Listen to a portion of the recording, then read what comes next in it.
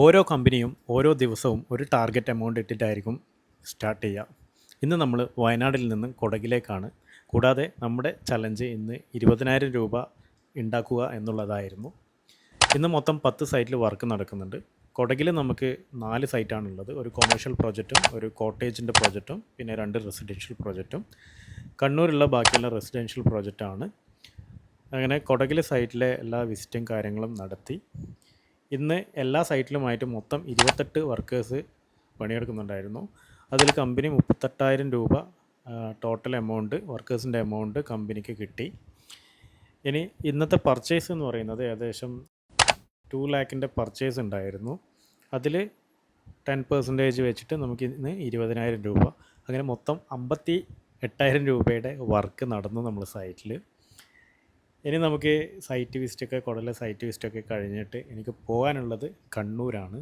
കണ്ണൂർ ഒരു അടിപൊളി പ്രോജക്റ്റാണ്. അതൊരു റിസോർട്ടിൻ്റെ പ്രോജക്റ്റാണ് കാഞ്ഞിരക്കൊല്ലിയിൽ. അപ്പോൾ അതിൻ്റെ മീറ്റിങ്ങിനായിട്ടാണ് ഞാൻ കണ്ണൂർ പോകാൻ വേണ്ടിയിട്ട് തയ്യാറെടുക്കുകയാണ്. അപ്പോൾ നമുക്കിനി കണ്ണൂരേക്ക് യാത്ര തിരിക്കാം. ഞങ്ങളുടെ ഓരോ സൈറ്റും 100 കിലോമീറ്റർ ഡിസ്റ്റൻസിലായത് കൊണ്ട് തന്നെ ലഗേജ് കാര്യങ്ങളൊക്കെ വേണ്ട ഡ്രസ്സ് കാര്യങ്ങളൊക്കെ കരുതിയിട്ടാണ് യാത്ര തിരിക്കാറുള്ളത്. ഏകദേശം വീട്ടിലെത്തുമ്പോഴൊക്കെ ഒരാഴ്ച 7 ദിവസമൊക്കെ കഴിഞ്ഞിട്ടാണ് വീട്ടിലെത്താറുള്ളത്. അങ്ങനെ നമ്മൾ കണ്ണൂരേക്ക്, നമ്മളെ സ്വന്തം നാട്ടിലേക്ക് നമ്മൾ യാത്ര തിരിക്കുകയാണ്. യാത്രയുടെ ഇടയ്ക്ക് നമ്മൾ തലശ്ശേരിയിൽ പുതുതായിട്ട് നിർമ്മിച്ച വീടിൻ്റെ സ്റ്റെയറിൻ്റെ ഒരു വീഡിയോ ആണ്. ഇഷ്ടപ്പെട്ടാൽ ലൈക്ക് ചെയ്യാം. അങ്ങനെ കണ്ണൂർ എത്തി 1.5 മണിക്കൂർ ട്രാവലിന് ശേഷം. പക്ഷേ ഇവിടെ നമ്മളെ കോഴിക്കോട് സുഹൃത്തുക്കളുടെ ഭാഷയിൽ പറഞ്ഞ പോലെ ഇവിടെ ഫുൾ മഴയാണ് ഗൈസ്. ആയതിനാൽ തന്നെ ക്ലയൻറ്റിനെ വിളിച്ചു.